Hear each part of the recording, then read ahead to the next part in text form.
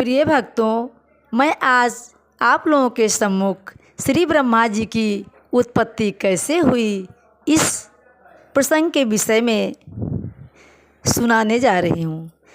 सृष्टि के पूर्व यह संपूर्ण विश्व जल में डूबा हुआ था। उस समय एकमात्र श्री नारायण देव शेषशय्या पर लेटे हुए थे। उस समय उनसे किसी भी क्रिया का उन्मेष नहीं हुआ था। उन्होंने अपनी ज्ञान शक्ति को अनुच्छ रखते हुए योग निद्रा का आश्रय ले आत्मानंद में मग्न हो अपने नेत्र मूंद लिए। जिस प्रकार अग्नि अपनी दाह का आदि शक्तियों को छिपाए हुए काष्ठ में व्याप्त रहता है, ठीक उसी प्रकार श्री भगवान ने संपूर्ण प्राणियों के सूक्ष्म शरीर को अपने शरीर में लीन करके अपने आधारभूत उस जल में शयन किया। उन्हें सृष्टिकाल आने पर पुनः जगाने के लिए केवल काल शक्ति को जागृत रखा। इस प्रकार अपनी स्वरूप भूता चिशक्ति के साथ 1 सहस्त्र चतुर्युग प्रयत्न जल में शयन करने के अनंतर जब उन्हीं के द्वारा नियुक्त उनकी काल शक्ति ने उन्हें जीवों के कर्मों की प्रवृत्ति के लिए प्रेरित किया, तब उन्होंने अपने शरीर में लीन हुए अनंत लोक देखे।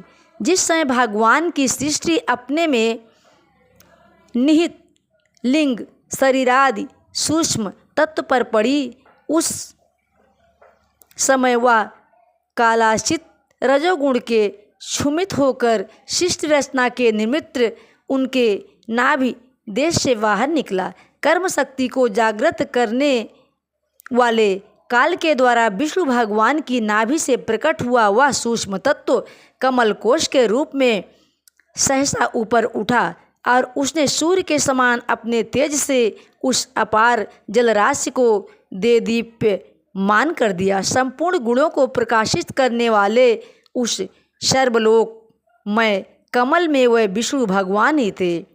अंतर्यामी रूप से प्रविष्ट हो गए।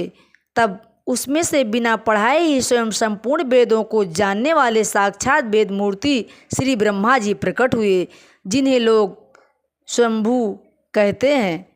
उस कमल की कली में बैठे हुए ब्रह्मा जी को जब कोई लोक दिखाई नहीं दिया, तब वह आंखें फाड़कर आकाश में चारों ओर गर्दन घुमाकर देखने लगे।